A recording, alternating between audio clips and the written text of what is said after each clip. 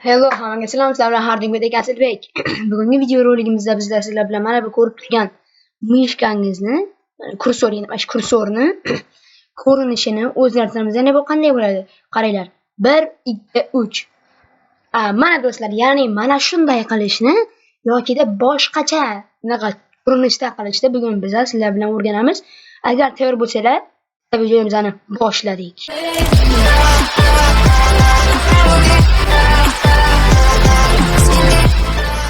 Xo'p do'stlar, bizga birinchi o'rinda kerak bo'ladi Wi-Fi yokida siz kompyuteringiz internetga ulangan bo'lishi kerak.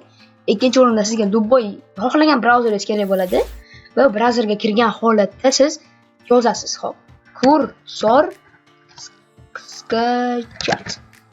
Oppa, mana chiqadi mana. Chiqqan birinchidagi saytimiz kursor для Windows 7.8 nomer skachat ukazitel mish deb qo'ygan. Buni men silkasini mana ko'rib olsanglar mumkin. Anaqa qo'yib qo'yaman, opisiya va kommentariyaga qo'yib qo'yaman. Agar esma chiqib qolmasa, xo'p. Bizda bu silkani ustiga bir marotaba bosamiz va shuni ichiga kirib olamiz. Va do'stlar, mana saytimizga ham kirib oldi. Va biz bu yerda pastroq tushamiz. Mana o'zlaringga mos kursor topishinglar mumkin. Mana pastroqda mana 11 tacha sahifa bor ekan. Ustiga bosgan holatda boshqa sahifalarga olib o'tishinglar mumkin. Hozir biza operani yuklab ko'ramiz. Ustiga olib kelasizlarda podrobneye bor ekan. Mana shuni ustiga bir marotaba bosasiz. Va do'stlar, bizga mana shunday o'yin ochiladi. Imam yerda mana har xil turlari bor ekanmi? Opera Neon kursorda menimcha. Pastroq tushamiz-da Yandex disk bilan skachat qilib olamiz. Bitta bosasizlar va Yandexda короче, nima bo'lsa ham-da. Ana shu narsa bilan skachat qilib oladi. Osonroq yurish. Agar sizlarda bu o'xshamasa, просто так skachat qilib olishingiz mumkin yoki skachat siz serverga qo'ysangiz ham bo'ladi. Va hozir bizlar buni yuklashni ko'rib olamiz. Mana chiqqan o'yinda skachatni bir marotaba bosasizlar. Va mana bunaqa narsalar hali blokirat qilib qo'yasizlar, sizlarga buni qizig'i yo'q bo'lsa menimcha. Keyin mana hozir bir narsa aylanyapti. Sabr qilamiz. Kuchimiz kerak.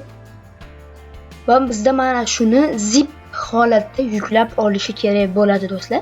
Va do'stlar, bizda mana shuni qo'yini ochildi. Hozir skachatni bosganimizdan keyin imamcha hozir yuklab olish kerak bo'ladi bu narsani.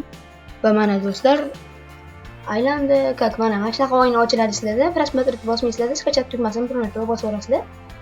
Buni hozir bizda skachat qilib olish kerak. Va do'stlar, mana bizda operani kursor skachat qilyapti. Xo'p.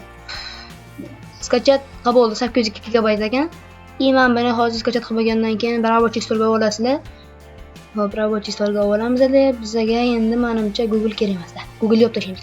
Va bizda mana turibdi, mana shu zip formatda turibdi. Sizlarga buni albatta zip ochadigan dasturlar nomini bilsanglar kerak. WinRAR yokida 7 zip bor. Bittaga kirasizlar-da.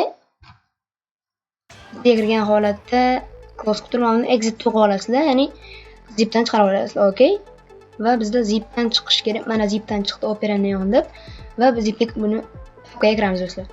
Papkaga kirgan holatda mana shu yerda ustanovka degan yoki install bor, mana install info bor ekan. Shunga bosib, uni tugmani bir marotaba bosgan holatda ustanovit bir marotaba bosasizlar va mana bu yerda sizlarda mana sizlarga ko'rinmayotgan bo'lishi kerak bu narsa. Dani degan yozuv chiqadi, Dani bosib olasizlar. Yokida yes bosib olasizlar. Va mana ko'rib turibsizlar, bir narsalar o'tdi. Biza hozir menimcha bu narsa tayyor. Короче bo'ldi. Endi esa biz buni ko'rishimiz uchun любой joyga mishkal o'yin tarafini yozgan holatda personalizatsiyani cheklab olamiz. Настройкаga kiradi bu personalizatsiya. Настройкаdan ham kirsa bo'ladi. Windows yoki настройкаga kirgan holatda personalizatsiya bo'limiga kira olasiz do'stlarim. Xo'p, mana kirgan o'yinida bizda tema bo'limiga o'tamiz, temi. Xo'p. Va kirgandan so'ng mana bu kursor mishi bor.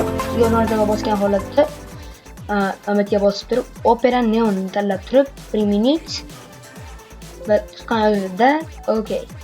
Wow. What the hell, bro? Wow, amraladi. Yeah.